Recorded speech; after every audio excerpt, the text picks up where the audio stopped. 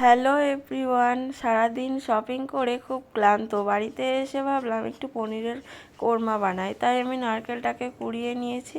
তারপর এইভাবে আমি পনিরগুলোকে কুড়ে নেব।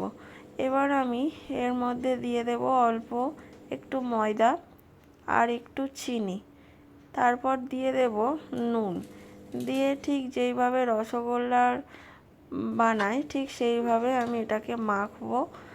মেখে নিয়ে এটাকে আমি গোল গোল করে শেপ দেব।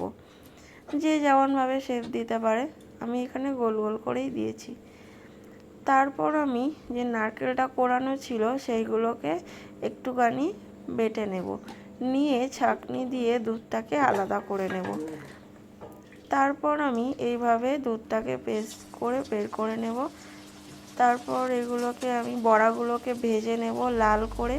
ভেজে যে নারকেলের দুধটা ছিল সেই দুধটার মধ্যে এটাকে ভিজিয়ে দেব। 1 ঘন্টা মতো ভেজানো থাকবে, তাহলে খুব নরম হবে। এবার আমি একটা পেস্ট বানাবো। অল্প একটু আদা আর কাজু বাদাম আর একটু চারমগজ দিয়ে একটা পেস্ট বানিয়ে নিয়েছি। কড়াইয়ের মধ্যে গোটা গরম মশলার ফোড়ন দিয়ে আমি পেস্টটাকে ঢেলে দেবো। তারপর এটা দেখো কত নরম হয়েছে। এটা কড়াইয়ের মধ্যে দিয়ে অল্প আঁচে 5 মিনিট মতো কষে নিলেই রেডি।